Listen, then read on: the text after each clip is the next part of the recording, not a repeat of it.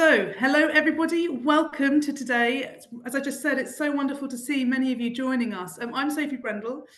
Most recently, I've been one of the directors at the Victoria and Albert Museum, the V&A, and very newly, really in the last few weeks, the managing director of a new wine and hospitality business, and also the lead for a new consultancy. I'm also a working mum of two, I should say, two children aged 8 and 10, so lots of personal thoughts and experience to bring to bear to this conversation. And this is the fabulous Rachel Morris, who many of you may already know, and some of you may be meeting for the first time. Rachel's a professional business coach with over 20 years of extraordinary experience. She's worked with such a wide range of professional clients. She's very much a working mother of two of her own children, and has, over the course of her career, developed a brilliant and tried and tested set of coaching tools based on all of that work. I've known Rachel for 5 years. Rachel has been so integral and instrumental to a lot of the big decisions that I've made, my success in my career, and very much my balance as a working mother. And so it's with great pleasure that I'm going to walk us through a conversation with Rachel today. We're all here to celebrate and introduce this fabulous new book, Working Mother. And I wish that I'd had this book when I started my very big job at the V&A. When I had a 9-month-old and a 2-year-old at home, this book would have been absolutely integral to how I approached that whole period. You know, so many of us here today are proud working women and mothers, or certainly know many proud working women and mothers, or even new mothers. And yet, so often we feel that we need to face a dilemma. We want to be great at our jobs, but we also want to be great at home. Why is that sometimes so hard? And what can we do to ensure that we really can have it all? So today, Rachel and I are going to have a chat about the book. Then we're going to hand over to you for a Q&A. Please do put your questions in the chat. I'll be keeping an eye on the chat as we go. Just a couple of practical things before we dive into that conversation. The book is now out in major bookstores, online, on Amazon, and in independent booksellers across the country. And there'll be links where you can buy the book as well. Here it is in all of its glory. If you haven't signed up for the Working Mother mailing list, please do. It's on the Working Mother website. Not only is there going to be all sorts of information that will be really useful for you, there'll be a recording of this session as well, if you want to have that and share it with others. And you'll be entered into a prize draw for a wonderful Working Mother mug. Check this out, guys. Doesn't get this. A signed copy of the book and special notebooks for your exercises. And actually, one of you today is going to get a special little goodie bag as well after this conversation, so keep an eye on your messages as we go. So, initial housekeeping over. We'll probably be speaking for about sort of 15-20 minutes or so, and then we'll make sure that we leave time for questions. I'll do my best to keep our conversation to that length. There is so much to cover. Without further ado, let's kick off with the absolutely brilliant Rachel Morris. So Rachel, let's start with a couple of broad questions. What inspired you to write this book?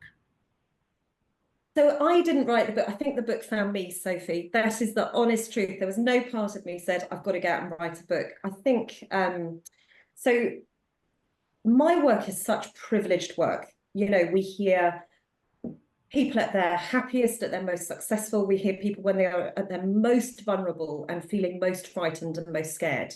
And as a coach who works in that really privileged space, you realize that you get access to stories, to information, potentially to patterns of experiences that other people might not see in the way that we see them. And I found myself, through working with hundreds of brilliant working parents over a 10-year period, with information that I thought, actually, this is helpful for us as professionals. So I had this beautiful information. I thought, it's great. We can use it as professionals. We can use it as coaches, but it's not being seen by the people who need to see it most. So the people who really will benefit from this are the working parents, and in particular, the working mothers themselves. And I truly felt, whether it's an ethical obligation, a moral obligation, to write the book, because it doesn't need to be something I hold. It needs to be something that other people can access. So that was the drive, I think, if I'm being totally honest. There's something so powerful about the idea of a book coming to you because you've amassed all of this information. And I think for all of us as women, and hopefully so many women who'll read this book, having the benefit of all of that insight and wisdom. Now, I've obviously read the book and absolutely love it, but for those on this call who perhaps haven't yet had a chance to read it, and we're going to get into some of the themes of it in a moment, but could you just summarise what the book is about as in sort of headline terms, just to help frame the chat we're going to have and what everybody's going to be reading hopefully very soon? Yeah, so the book is about how people navigate, I suppose it's often called a collision, and people describe it and articulate it as a collision of two really, really significant and important worlds. So professional working world, and then also a world where you're a parent, where you're parenting, you know, and this personal and work kind of life coming together. So the book is very specifically to help people navigate all of the different challenges that throws up, all of the different challenges. And there will be lots of people here and lots of people reading the book who will be on various different stages of their parenting and their motherhood journey. Who is the book for, and what stage would you say it's aimed at? Because there are differing needs, aren't there, from that first-time parent pregnant for the very first time, trying to think about navigating their first child, through to, certainly in my case, an 8 and a 10-year-old. So tell us a little bit about who you hope this book will reach. Yeah, so I think the primary audience, if we think about it, of who it is really, really, really for in its kind of prime sense, are people who are becoming parents for the first time, and particularly women who are becoming mothers for the first time.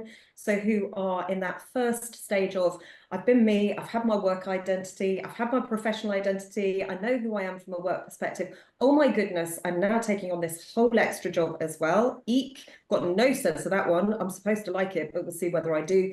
And then when that kind of comes together, so it is that early audience that is kind of the prime audience. But Sophie, the principles we talk about are universal principles. The principles we talk about are related to parenting in all different aspects of life, all different times of life. And personally, I feel it's just as appropriate for fathers, for adopted parents, for parents of older children, for line managers, for leaders, for businesses to be reading as well, because understanding what a human being experiences through this particular transition, then we can respond and we can do something about it. Now, we touched on this when you sort of talked about the book Finding You, and I'm someone who's been lucky enough to work with you for a number of years. So I love how much I see your incredible and quite unique voice in this book. But how much would you say is drawn from your professional life as a coach, but also from your personal life and your experiences? Because you, of course, are also a working mother, balancing out both of those areas. Yeah. Do you know, I think it's truly a combination of both. So I certainly started with the cognitive stuff. I started with the ideas. I started with the practice understanding. I started with all of the patterns and things like that we developed and that we understood. And then you put your own personal experience on it too. And it's like, oh, hang on a minute. I knew this in my head, but now I know it in my heart as well. So I think what it is, and I hope when people read it, they'll see that it is a richness of both content and expert view and opinion, but I hope that people will read it and see it's also flooded with my experiences as well. Many of them, I think a number of us will be able to relate to and have our own versions of as well. Yeah. I mean, it always strikes me that talking about the challenges of motherhood is one of the most difficult things for women to do. And certainly reflecting on my own motherhood journey, there are moments at the beginning where everything is so rose-tinted with your baby, but actually there's a whole range of things that you go through as a first-time parent, a second-time parent, and then the juggle with work. Why is it that this is something that really, for so long, has been so hard for women to talk about openly? Gosh, that's such a great question. Well, I think as with many things, accepting when we feel vulnerable is a really, really big thing to do. And it's a really brave thing to do. And we have to feel very safe to say, I'm not okay about something that I think that I should be okay about. And that, again, is the privilege of our kind of work. You know, in a coaching space, we can say to somebody, you are safe with us. You are safe to feel this.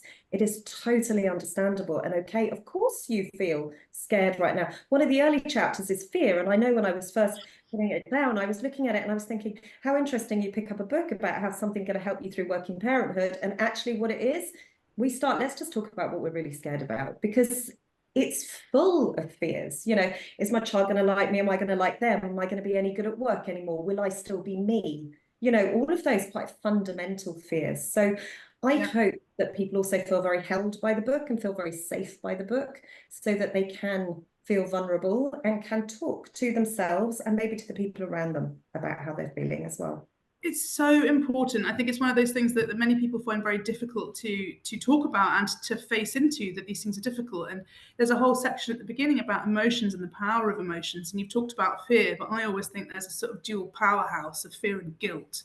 You know, guilt is something that not all, but many mothers struggle with. I mean, talk to us a little bit about how the book helps us tackle these, and about guilt as well in particular. Oh gosh, they're such juicy emotions, aren't they? So let's start with the fear one, because potentially it's a bit easier than guilt, actually, in my perspective, or from my perspective. Ask most professional coaches, and they will tell you that almost all conversations we have in the coaching room come down to something to do with fear and a sense of security. And certainly in the book, my view is very much, we can't pretend we don't feel scared about things. By far the best way of acknowledging fear and dealing and responding to it is to say, okay, what am I scared about? What is really going on right now? Because it's okay to be scared, whether we need to be or not, it's okay to be scared. And when we know what we're scared of, okay, then let's look at what we can do about it to see if actually it isn't as scary as we thought it is at all. You know, people will be scared about their loss of identity.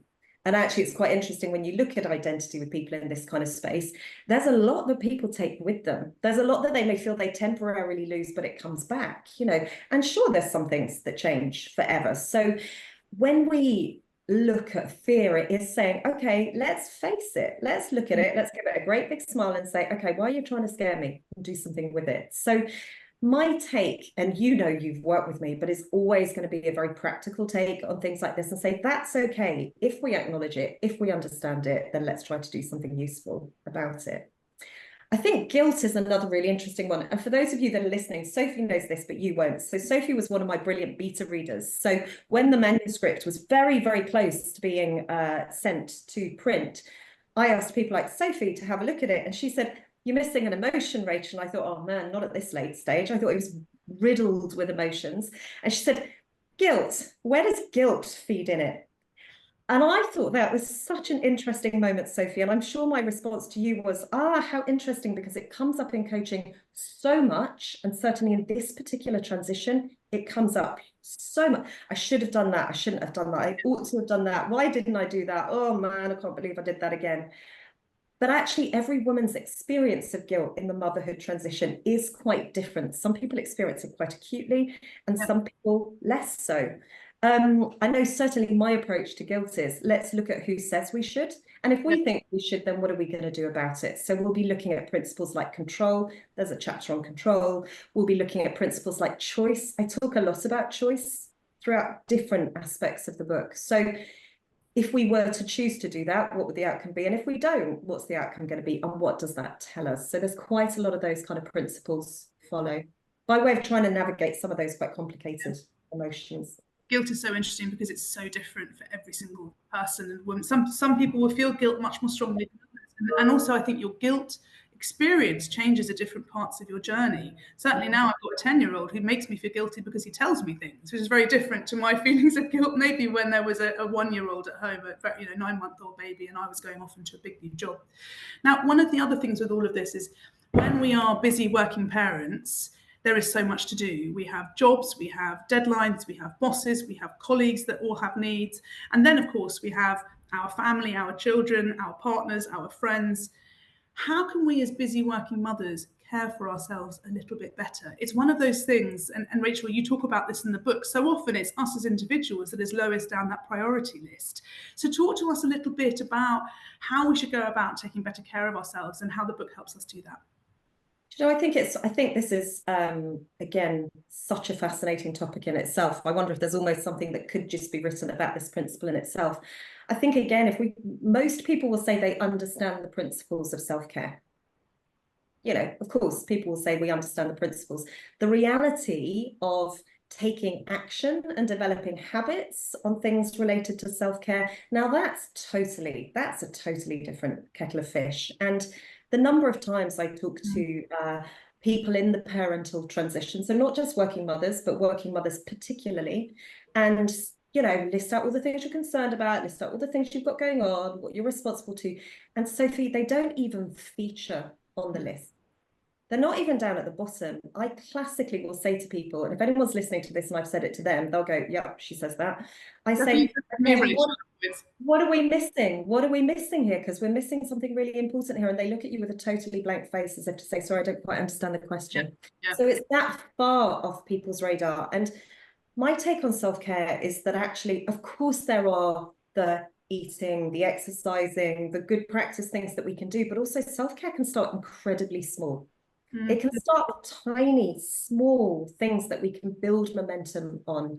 And over time, we start. I have one client at the moment who is taking a 15-minute responsibility-free outdoor moment every single day. And that's it. And that's and the responsibility-free is key. She doesn't take her phone. She doesn't talk to anyone. She doesn't do anything. She might walk. She might sit in her garden, but it is just 15 minutes. So I think the challenge of self-care is about finding something that works for you. And my tip always starts super small. Well, with that, one of the other crucial things to, a healthy work-life balance is setting boundaries. And it's probably one of the other things along with self-care that lots of people find really challenging. It's difficult to set boundaries, and yet they're so crucial to let us have a little bit more control and a bit more freedom over the choices that we make. So talk to us a bit about boundaries. In practice as well, how we should go about setting them. And I mean, obviously, I think we probably would all know why they are so important, but just remind us, Rachel, because we can never hear it enough. And again, we feed into quite a lot of different principles when we're talking about boundaries, Sophie. And I think, again, a little bit like self-care, I know they're important. I know they have to do it. And people's boundaries will be attempts to do things like block time out. This time is for me, or that time is for that, or that time is for the other. And then we can ask questions about why that doesn't work. I think boundaries for me are things to constantly be reassessed, constantly to be reevaluated. And principles of boundaries are typically twofold. We want to keep us safe within the boundary. We want to keep people out, so it's got kind of a twofold purpose. And my perspective is very much that sometimes boundaries need to be 6 foot deep and 6 foot high. Sometimes they do. I spoke to somebody yesterday and she was literally saying, "Rachel, it is all just coming at me. Everything is coming at me." And it's like, then we need to deepen things. We need to change these boundaries so they are stronger than they have needed to be. I think with other people, or at other times, we'll say, actually, our boundaries at the moment can be quite transparent. They can be quite flexible. They can be quite low. They can be quite small. So there's something, isn't there, in working through right here, right now, not there and then, not tomorrow, but right here, right now, what do I need those boundaries to look like? There is a sense of building them in a way that is meaningful to you. We know that when stuff has meaning, we're more likely to commit to it. And then there is a really important part with boundaries, Sophie, about truly being able to articulate them. So we've got a chapter in the book, for example, on boundaries, but we've also got a chapter on communication, because actually knowing stuff, there's a chapter in the book on values, knowing values and things like that is super important, but actually knowing it isn't enough. It only becomes relevant and useful when actually we're articulating it and we're using it. So there's something about assessing boundaries, constantly checking in with boundaries, being able to know why they are there, being connected to them, but also then really being able to articulate them.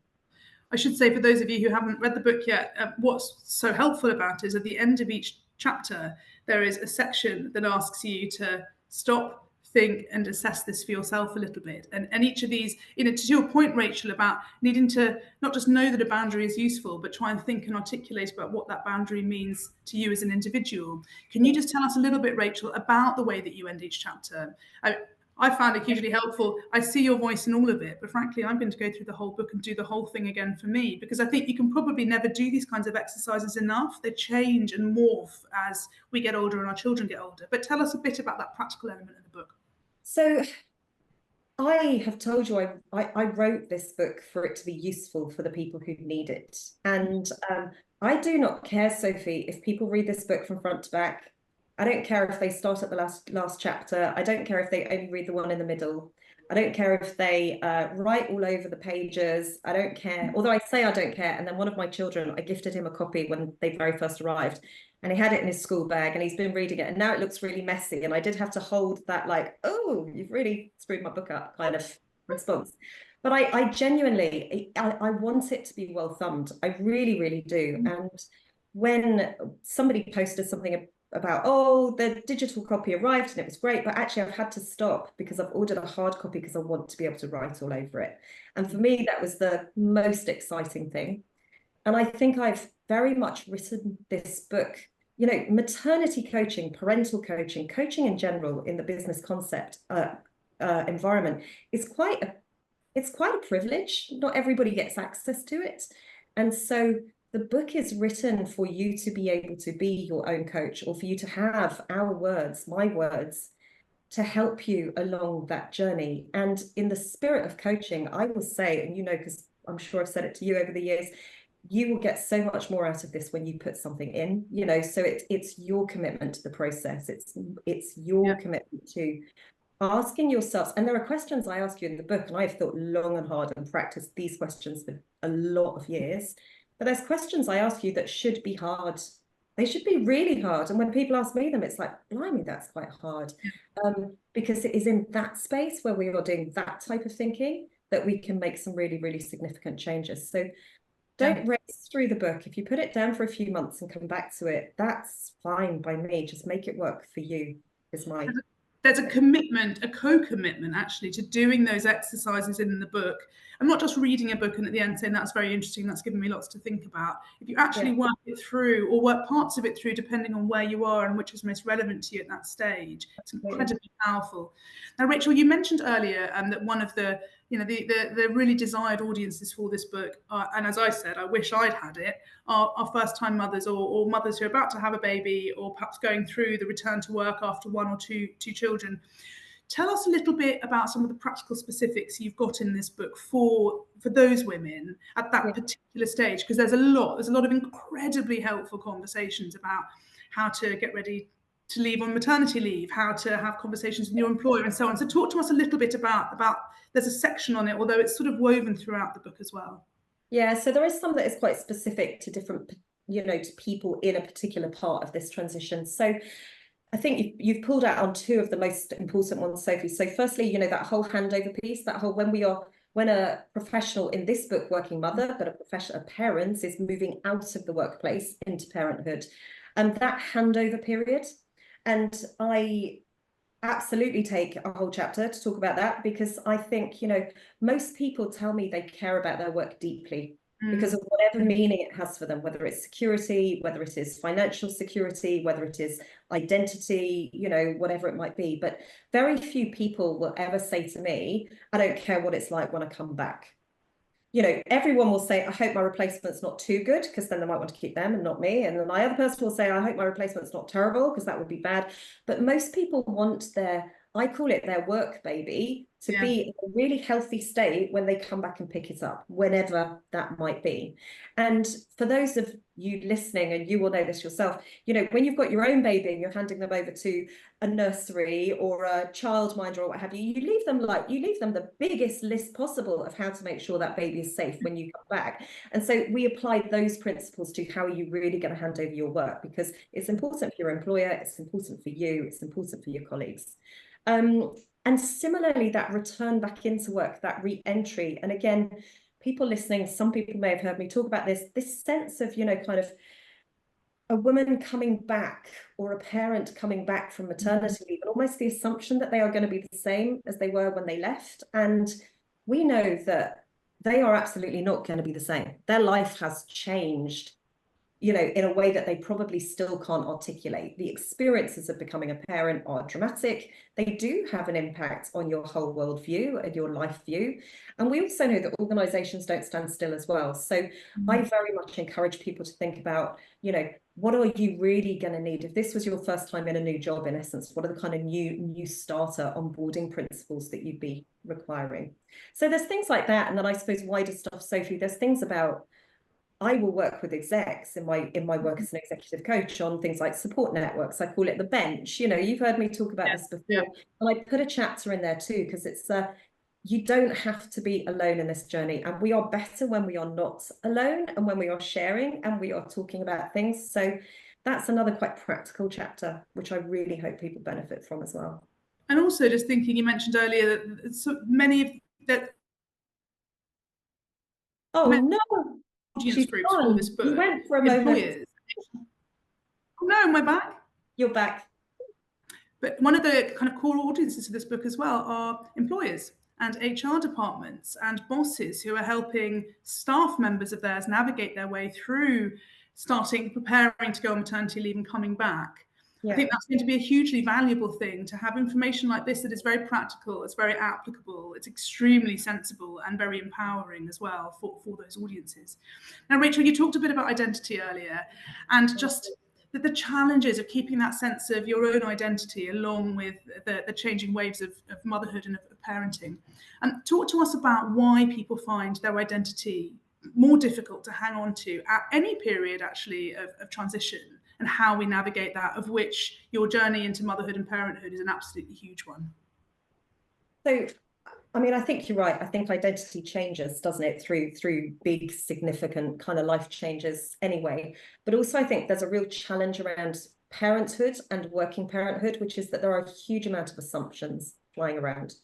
I need to look like I've got my stuff together. I need to look like I'm just as brilliant at work. I need to hide my baby in the corner because God forbid she might scream in the middle of this, or, you know, and one of the ways in which we do it in the book across various different chapters is to say, and what might we be assuming here? You know, let's look at our assumptions, let's look at our beliefs, and let's just say, actually, is that really true or not? And is it something that we want to really believe or not? So I think part of the identity question is based around not only who am I and how close am I to who I am, but also who do people think I am? Who do people want me to be? Who do people need me to be?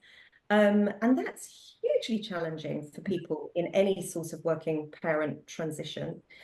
And also, I think this sense of identity about, you know, experiences inform us, don't they, Sophie? You know, and it's that sense of, you know, I didn't know I could feel love so deeply, or fear so deeply, or sadness so deeply. I didn't plan it this way. My working mother brain thought that my son was starting high school yesterday, just to let you know. It turned out it was this morning. So just to let you know, full transparency, I'm clearly rocking it. But I felt so much this morning: pride, fear, nervousness for him as he's getting on the tube. And that's all my identity, both changing, both deepening, both being cemented. So in the book, we've got chapters on values. You know, let's really think about what matters to you, who you are, and how this guides your decisions and your choices, how it informs your happiness.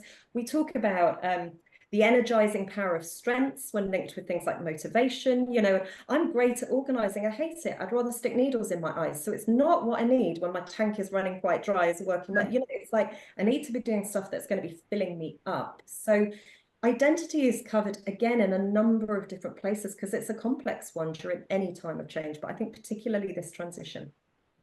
Now, one of my sort of personal favorite sections of this book is actually one of the ones that comes towards the end, and it's about empowerment. It's about how we as women can also make sure that we don't lose sight partly of ourselves with our identity, but also where we want to be, who we want to be, and where we want to go. And so often I've found, and I think many people have found on their motherhood journey, that the juggle, frankly, of children and work and family and friends and work and managing those two things keeps you in quite a short-term mindset. It's actually really difficult to think about 18 months, 3 years, because really we're thinking about how we're getting through this week and how we're getting through the next month, and that's about the kind of timeframes that we can consider. So, you know, tell us why prioritizing some of that longer lead thinking is so important, and what of these principles are applicable, frankly, to any of us at any stage, or anybody going through a transition? Because I found many of those principles to be fundamentally universal to how we want to think about the lives we want to build. So just talk to us a little bit about that, because it's definitely that piece that starts to look above and beyond that your book ends on that I find incredibly inspiring and empowering to read it in that context. Thank you, Sophie. And it was written deliberately that way because it is now let's set up, now let's look out. So I think our perspective of time and our perspective of whether we can think longer term or shorter term certainly changes during periods of intense transition. So it's not surprising for anyone experiencing significant change that when they're in the midst of it, they're going to go quite short term in their thinking, you know. And again, any professional in my world will say to you, you know, we're not going to do long-term goals with somebody who is going through a really unpleasant separation or something like that. It's not going to work because that's not quite what's happening at that moment in time. And the same applies to this particular transition. We're not talking about what do you need out of the long term with working mothers when they're really in those early phases of working motherhood. We're going to be thinking about, you know, what's going to work for you now? How does your childcare need to work? You know, what do you need to articulate with your employers? You know, what's coming up on the work front to help you navigate that, etc. There does come a phase as people move through those stages of transition where actually people's ability to think longer term rises and their motivational needs change. So they start to think, actually, I need to be thinking about where's this taking me now? You know, it's really common for people to say in parental coaching, you know, I've had my children now. I feel so blessed to have had my children now, but now I want to get, and this irony, I want to get my career back on track. This sense, I want to get it back on track. But what does that mean? So I deliberately placed towards the end of the book principles about let's truly think long term. And not in an inflexible way, but I describe it as, I need to know if your direction, and you need to know, is northeast or southwest. Because the micro decisions we make along the way, they may not be wrong. They may feel in that isolation like that was a good decision. But if they're taking me to Richmond and I wanted to go to Highbury, I'm going in the wrong direction. Do you know what I mean? I've got to be going and working towards a longer term. And so I really encourage people to do some real long-term thinking about how they want to be living, how they want to be feeling, what they want to be surrounded by in longer periods of time. And as opposed to going from here to there and pushing it forward, we go from there and then we start to draw it back. So we increase the meaning that people have in, here is the right place for me to be right now doing this particular type of work. And Sophie, that's the principle that I use with every single executive in every single boardroom that I work with. I mean, on a purely personal note, you know, having worked with Rachel, as I said at the beginning, for 5 years, I've just got to that stage where, having always worked for large organisations and for corporates for all of my career, I've now taken a leap into a much more entrepreneurial space. And it is entirely with Rachel's support and help that I've been able to do that and to get there in the right way. And so much of that is in this book. And thank you, Rachel, for your amazing words and all of your wisdom that you're sharing in this, because it really is quite life-changing and transformative. At least I found it that way. Now, I'm going to ask you a couple of last questions before I hand over to our Q&A, which is more about you, Rachel, and your experience of writing this book. Did you ever intend to write a book? And what was it? Intend to? No, Sophie. Like writing a book for the first time as someone that hasn't been an author in this way before? No, so I never intended to write a book. As you know, I said at the beginning, it kind of found me, and then the responsibility led me. And people say, I'm sure I've written this in the book. In fact, I know I have. It takes a village to bring up a child, and it takes an army to put a book out to publish. I tell you, it's not a simple process. And there have been bits of it that have surprised me with how much I've enjoyed them. I loved the actual sitting and writing. And you know why I loved it, Sophie? Because I found this very low sofa in a local coffee shop. Don't know why it was there. As in, don't know why it was that coffee shop. I'd never been into it before. And I sat in the very same spot for about 4 months. And I put my headphones on. And I don't know why I listened to REM writing this book, but I did. Don't normally listen to REM, but I did.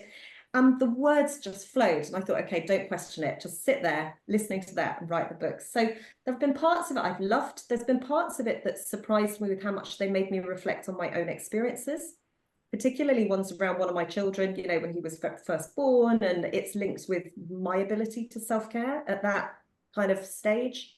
And there have been bits of it that I found really difficult. Really difficult. This bit, the PR bit, the finding your voice bit originally, what do you want to sound like? You know, it's that was all quite complex, but yeah, it's been an exciting process. And somebody said, will you write another one? It's like, well, if I've got something useful to share, it'd be a waste of experience, but we'll see.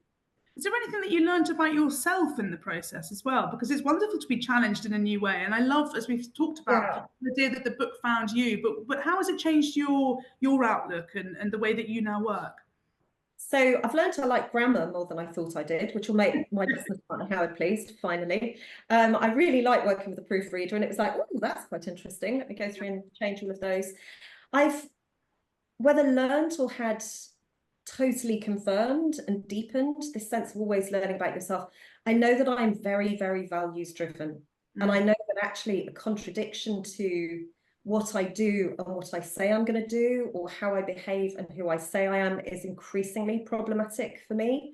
So there's been something really brilliant, but also really challenging about truly putting out, not hiding behind somebody else's ideas and thoughts and principles, but truly putting out who you are and what you stand for, and saying, and I'm going to live by this. So I believe in generosity, which is why I wanted this book to be out there. You don't have to pay thousands of pounds for parental coaching. You can pay $14.95 or whatever Amazon is selling it for, or and you can get it that way. So I think this really being driven by what I believe my personal values are telling me has become really strong. And now that it is newly out in the wild, what are you most looking forward to? There's some lovely anecdotes in the book, Rachel. One of my favourite is that you really want to see somebody reading it on the tube. I'd love to see somebody reading it on the tube, and I'd love to go up to her and I'd just like to say, is it any good? And he'll go, yeah, it's really good and it's really helping me. So I'd really like that. That would be amazing. If anyone listening to this ever sees anybody reading it on the tube, please go and ask them on my behalf and tell me if they say it's good. So I'm really looking forward to that. And I am really looking forward to, I think, the richness of dialogue that this has the opportunity to bring about, both reflectively for people with themselves, in partnerships, in households, in friendship groups. I'm really, really looking forward to the richness of conversation it allows me to bring to clients and to the business world and to our work, and to say, let's talk about this, because there's a lot that people share and there's a lot that people do really want to say. Well, Rachel, I've loved our conversation. I could carry it on for another half an hour, but I wanted to open it up to others here to see if there are any questions from those listening that they would like to put forward as well. I can't see any in the chat at the moment, but do add one in the chat, or pop your hands up in classic Zoom style while we've got Rachel here with us. And if not, this is the weird bit. We have to chat, guys. So can somebody please, who knows me really well, help us out here and stick some sort of comment for us to work with? That's going to help us, isn't it, Sophie? Otherwise, I can easily. Carl Pritchard's raised his hand. Hello, Carl. Hello, Rachel Morris. How are you? Oh, all the better for seeing your face. Oh, I can't see your face, hearing your voice. Thanks. Thank you for sharing, Rachel.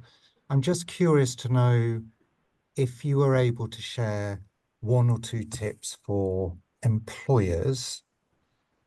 So I guess to share the burden, if you like, what might they be? Yeah, I think it's a really good one. So I have quite a number of thoughts there, Carl. I think one thing for employers that I always start with is education. So whether it is through your employee resource groups, whether it is through briefings of line managers, whether it is through book clubs where you have these types of books and you start talking about them together, I think there is a big bit for employers about, kind of education. And I think if we think about it from who has a lot of impact in the workplace on this, then the line management of these working parents has a huge impact. So I think education would definitely be one of the main things that I would say for employers. And I think there is also something really important for employers, Carl, which is looking at those kind of exit and entry points back, kind of out of and back into the workplace. A handover isn't a piece of A4 paper. It's not going to help anyone. It's not going to help in this case, the working woman going off on her maternity leave, or a parent going off on their parental leave. It's not going to help the person who takes over. It's not going to help any of the team. It's not going to help people when they come back if it's just something written hastily on a piece of paper. So I think there's a huge amount that employers can do just to pay respect to that part of the transition and the significance of it.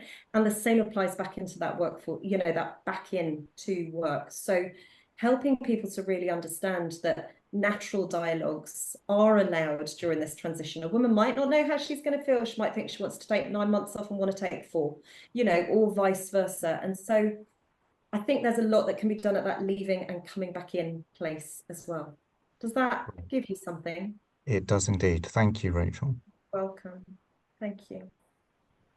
So we have a couple more questions in the chat. Chapter on values and how important values are to you, Rachel. Do you think these values change pre and post children? What a great question. Oh, it's such a great question, isn't it? So there wasn't a lot of research on values, kind of neuroscience research and behavioral research on values, but it seems to be coming out more and more, and it seems to be suggesting that actually values could be intrinsic, so there could be some sort of starting place that people come from. And I certainly know, I've only got to look at my own children who are just over a year apart, and actually their values seemed quite different from very, very early stages, some shared, some quite different. I think in my experience, what happens is we get clearer about articulating our values. So for me, the key thing about values is not whether we would consider honesty or kindness the core value, but actually when we articulate it, what it means to us. I've heard honesty articulated 50 different ways, during the course of my professional career. And so I think what changes is that we become closer, connected, or more deeply connected to them, and more able to articulate what they mean and the impact they have.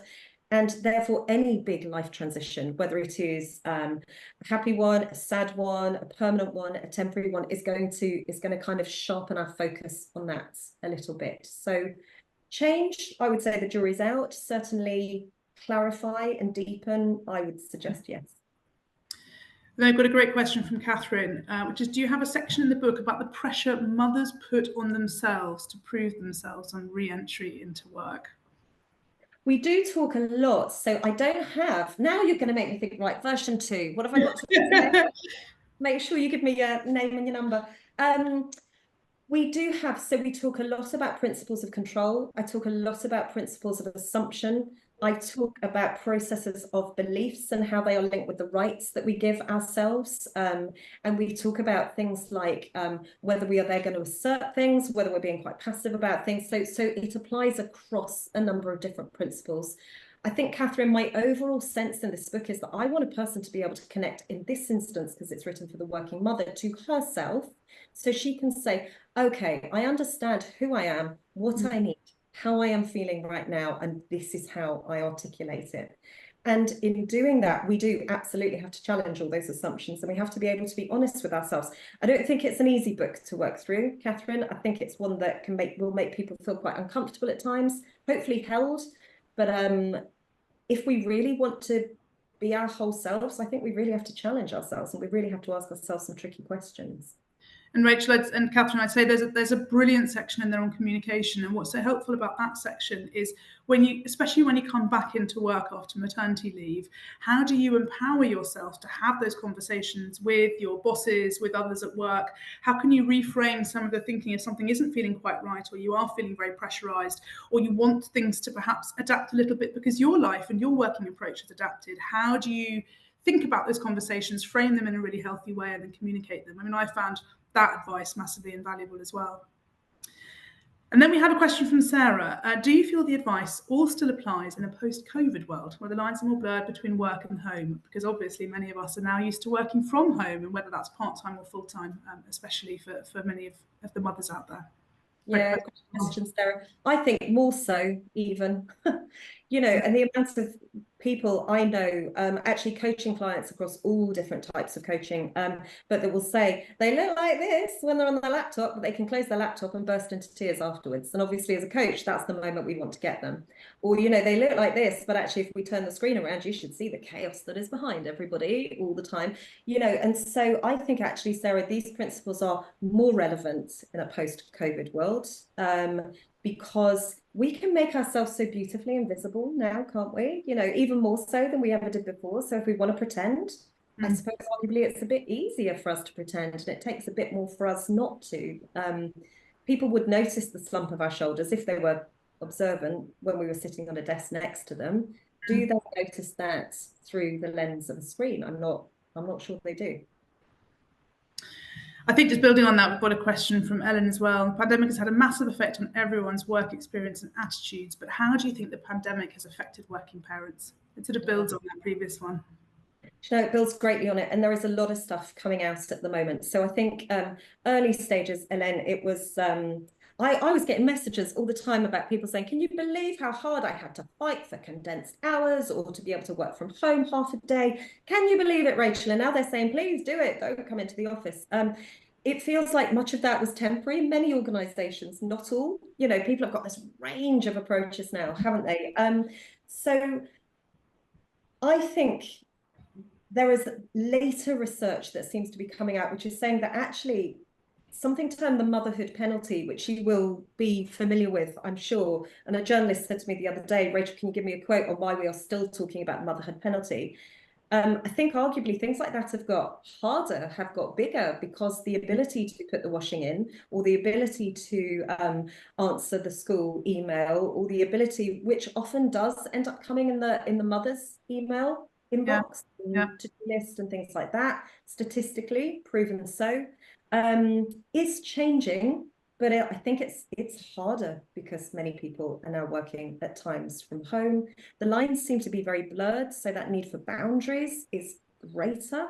You know, we can blur life and home, and where there may be joys for that, sometimes there's immense challenges too. So I think it's one that we've all really, really got to watch. And my view on the motherhood penalty piece was, I believe it's systemic, and I think it's going to take generations to change. And when one of my children was about 2 or 3, I came home from work and he was on his little pretend car and he said, I'm the mummy, I've just come in from work, I bought the shopping and I'm going to now make tea. And I thought, how interesting, because maybe it's his generation that will have a slightly different perspective, but it's a long time to come.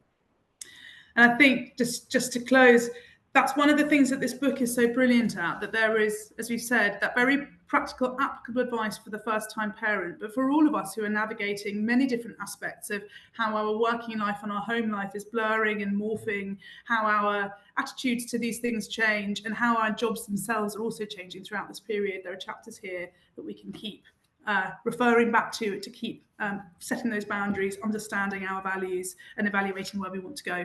Got one very last question I'm going to sneak in from Joe before we wrap up.